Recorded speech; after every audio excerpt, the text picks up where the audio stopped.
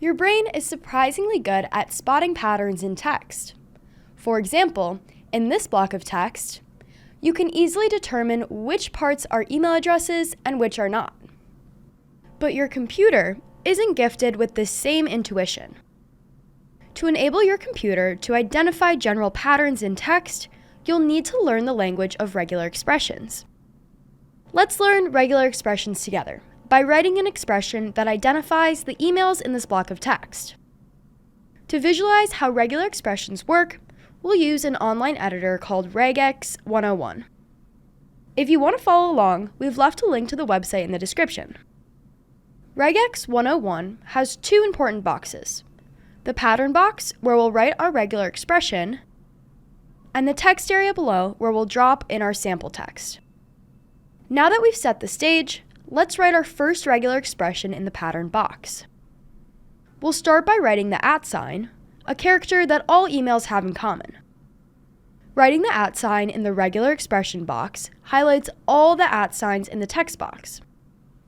That's how the editor shows us which characters match to the pattern we specified. This type of match, where we look for a specific character in the text, is called a literal match. And the character we match on, in this case the @ sign, is called a literal. Literals can be any number of characters. For example, if we type a full email address as our pattern, the editor finds exactly that address in the text. Literals are a core part of Regex, but a pattern like this, made of nothing but literals, is essentially just reinventing text search with Control F. To create a more general pattern that can match all 5 email addresses, we'll need a few additional tools. With regular expression, we can create a pattern that describes the common structure of some text. In our example, every email shares the same structure: some characters on the left, an @ sign in the middle, and a domain on the right. For that reason, we'll use the literal @ sign as the foundation for our regex and build both sides of the pattern from there. We'll start by building the pattern to match the left side. In a standard email address, the character immediately before @ can be a letter or a digit. To handle these possibilities, Regex lets us define, between brackets, a custom set of allowed matching characters. In our example, to match every possible lowercase letter, we could manually write out the characters, A, B, C, D, and so on.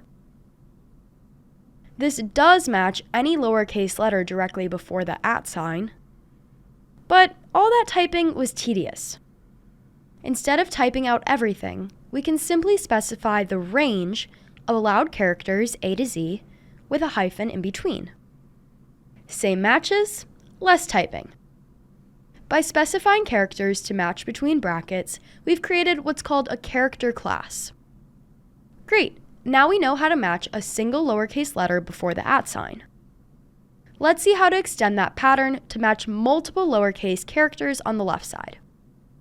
To do this, we can specify in between curly braces the number of characters to match, say 5. Doing so creates what's called a quantifier. As you can see, our regular expression now matches all 5 lowercase characters in hello. But not every email address has exactly 5 lowercase letters before the @ sign. Longer strings like summer are only partially matched, and shorter strings like shop are not matched at all. To fix this problem, we need a pattern flexible enough to match a variable number of characters. Instead of a single number, a quantifier can specify a lower bound, 1, and an upper bound, 5, on the number of allowed characters.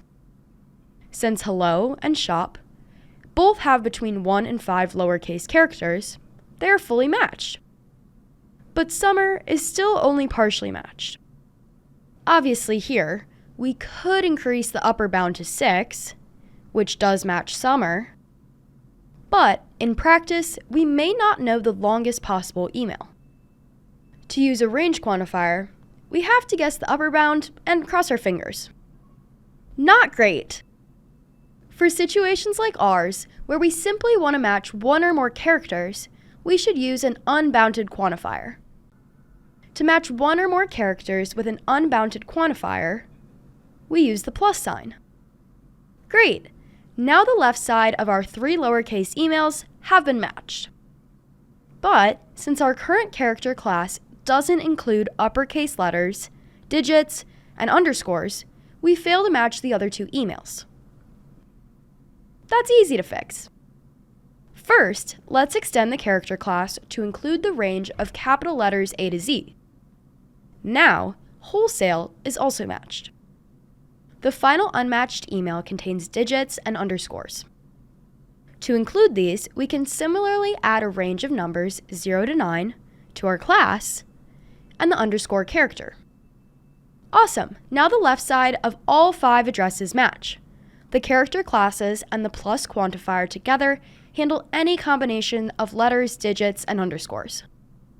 With the left side done, let's now use the tools we just learned to build the right side of the pattern. Like before, we can use a character class to specify both lower and uppercase character ranges. To match this class to 1 or more characters, we again use the plus quantifier. Great, 4 domains match. The one that doesn't, loose leaf, stops at the hyphen. This is because the hyphens inside our character class are range syntax, not literal hyphens. To match a literal hyphen, we need to add it explicitly to the end of the character class. If the hyphen were placed between 2 characters, the engine reads it as a range, not a literal. Great, now all the domains match. The last piece we need to handle is the domain ending, uppercase or lowercase, .com or .co.uk. Since all domain endings start with a dot, let's add that to the pattern as a literal.